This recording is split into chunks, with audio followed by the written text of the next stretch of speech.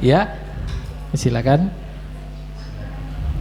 Terkait jenis kurban masing-masing, apa ada perbedaan dalam pendistribusiannya ketentuannya? Katakanlah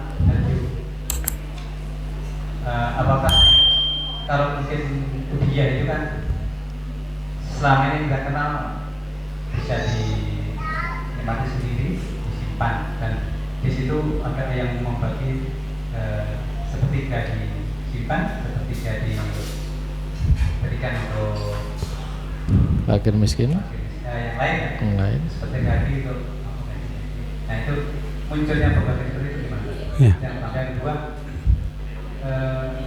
apakah istilah haji itu sampai tidak? Ya. Dan mungkin nanti ketentuannya apakah distribusinya berbeda dengan dunia? Ya. Baik.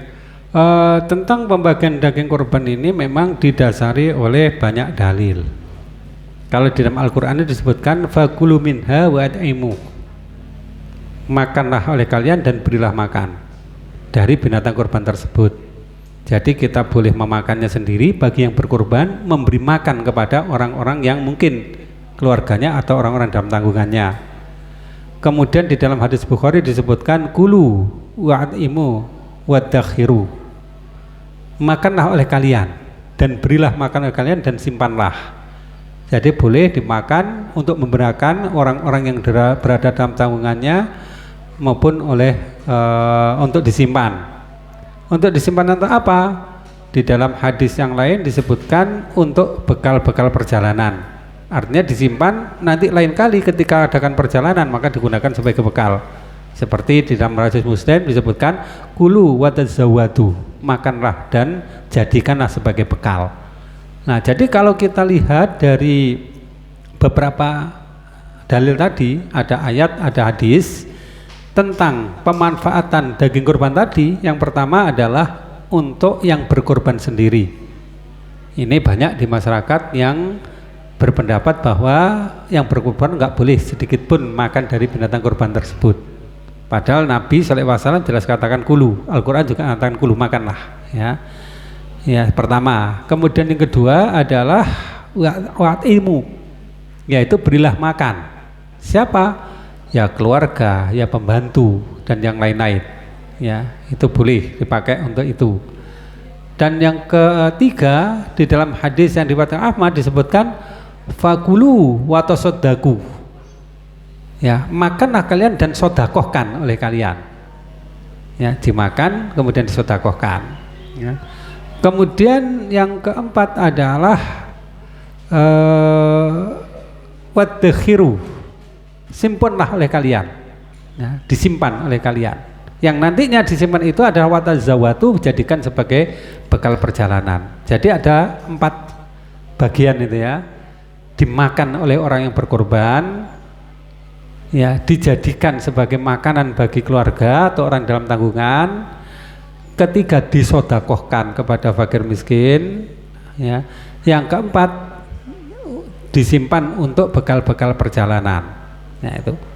Nah, kemudian tentang berapa bagian yang dimakan dan yang lain-lain, ini ulama berselisih pendapat.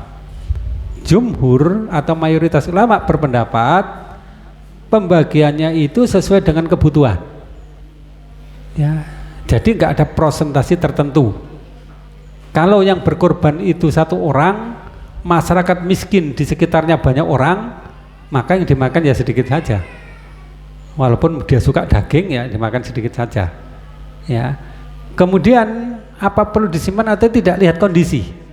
Kalau kondisinya membutuhkan, ya maka jangan terlalu banyak menyimpan.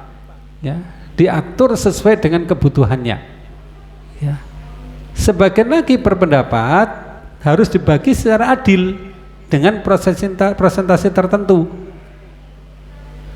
Misalnya ya 4 bagian tadi dimakan 1 bagian, untuk makan anggota keluarga 1 bagian, untuk disimpan 1 bagian, disedekahkan 1 bagian.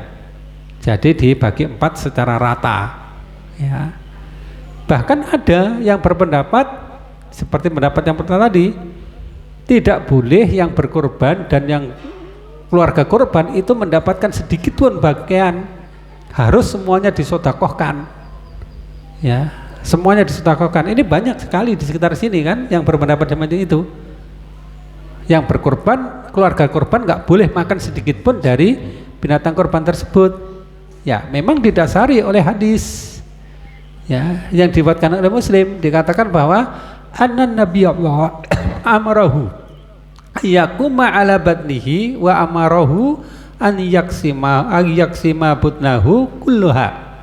Ya, sesungguhnya Nabi sallallahu alaihi wasallam memerintahkannya ya untuk mengurusi terhadap binatang korban tersebut, dan beliau perintahkan agar membagi butnahu kullaha, membagi binatang korban itu semuanya. Ya, artinya membagi semuanya. Ini ditafsirkan oleh sebagian ulama, semua harus dibagi, tidak boleh dimakan, tidak boleh disimpan, tidak boleh untuk anggota keluarga. Tapi padahal maksud dari hadis ini sebenarnya bukan dibagi semuanya, dalam arti nggak boleh dimakan dan nggak boleh diberikan kepada keluarga. Maksudnya adalah bagi semuanya, jangan ada bagian yang dijual gitu, maksudnya demikian. Tapi ditafsirkan dengan salah, bahwa bagi semuanya ya nggak boleh disimpan sedikit pun gitu ya. Jadi untuk pendapat yang terakhir ini nggak bisa kita gunakan. Bagi semuanya dalam catatan jangan ada yang dijual. Nah, yang lebih tepat bagaimana? Yang lebih tepat ya dibagi sesuai dengan kebutuhan. Ya, contoh jika masyarakat sekitarnya itu memang sangat membutuhkan, sementara keluarganya cuma dikit, maka sedikit saja untuk yang keluarga. Kalau misalnya masyarakatnya kaya-kaya, nah seperti hidup di perumahannya Ki Agus misalnya, ya tetangga-tetangga sudah tiap harinya makan daging, nah ya nggak apa-apa disimpan lebih banyak gitu. Nah demikian sesuai dengan kebutuhan yang ada gitu ya.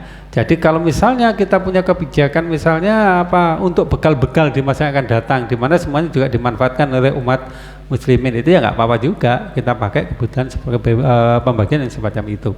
Jadi relatif sesuai dengan kepentingan dan kebutuhan. Ya, baik. Iya, baik itu tadi.